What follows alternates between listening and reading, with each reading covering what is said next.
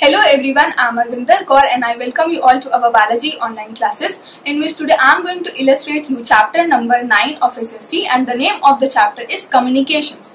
So firstly we will talk about that what is communication.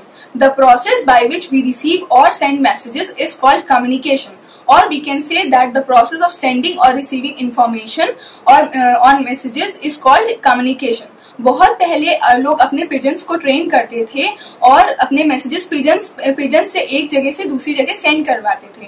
People went on foot और animals to deliver messages, but these means of communication were very slow and not so reliable. Today we have several faster and more reliable means of communication. So in this chapter we will know about the different means of communication. So firstly we will talk about the post office. One of the cheapest and most popular means of communication is letter. We can buy stamps, inland letters, postcard and stamped envelopes from the post office. Letters can be sent by writing messages or an inland letters, a postcard or even on a sheet of paper, and putting them in a stamped envelope. Then we can post our letter to a town or a city.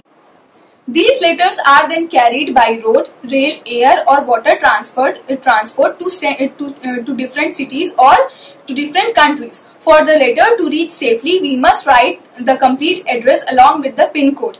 Urgent letters or passes can be sent to any city of our country through speed post or by the courier. The item reach the person within a day or within a 2 days. Now, the second means of communication is telephone. The fastest means of communication is telephone. On the telephone, we can easily talk to our friends or relatives in our own city, in another city, or even in another country. Written messages can be also sent through a fax machine. Mobile or cellular phones are wireless. We can also send instant messages, that is SMS. The full form of SMS is short message service. Through our mobile phones, we can carry the mobile phones everywhere and can use them anytime.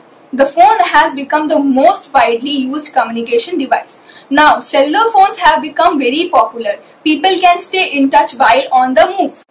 Now, the third means of communication is fax. A fax is a device that sends and receives printed messages or images over telephone lines by digitizing the material within an internal optical scanner and transmitting the information as electronic signals. Or we can say that a fax machine is a machine that is used to send documents electronically over a telephone network. This system has been popular around the world. Now, the fourth means of communication is email. Email or electronic mail is an electronic message sent over a network such as the internet. Earlier, people used to send letters through the postal or courier services. Sending letters through such means was very slow and took several days to reach the destination. Hence, the mail sent in this manner are referred to as snail mails.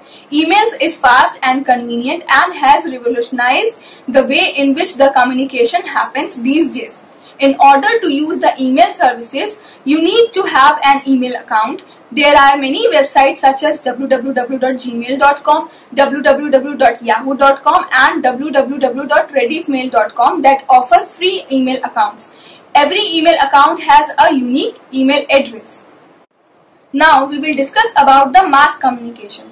To communicate with a large number of people is called the mass communication. Various means of mass communication are as follows. First one is books, magazines and newspapers. Many books are written and printed every year throughout the world. In ancient Rome, records of municipal, political and social events were maintained. They were act as the acta duma. These were comparable to modern newspapers. Some of the historians believe that they were introduced by the Julius Caesar in 59 BCE. Now, the next mass communication is radio. In 1895, radio was invented by the Italian scientist Guglielmo Marconi.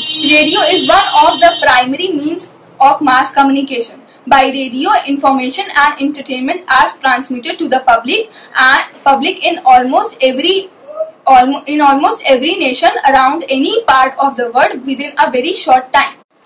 Now, the next mass communication is television.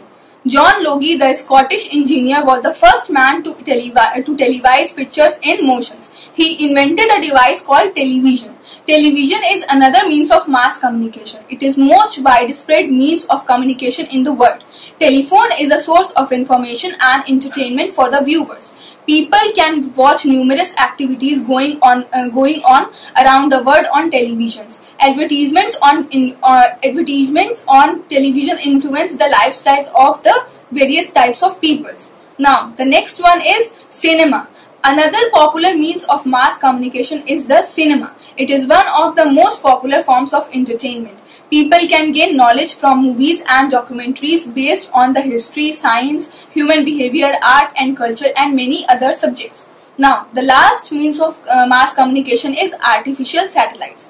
Many artificial satellites have been launched into the Earth's orbit. Most satellites play key roles in the communication. Communication satellites carry radio, telephone and television signals along the long distances. Weather satellites carry cameras and are pointed at the Earth. These satellites make forecasts about the weather and provide advance warning of the bad weather. So that's all for today. I hope you have understood this chapter, and the notes of this chapter will be uploaded on School Mitra app. Stay safe, stay healthy.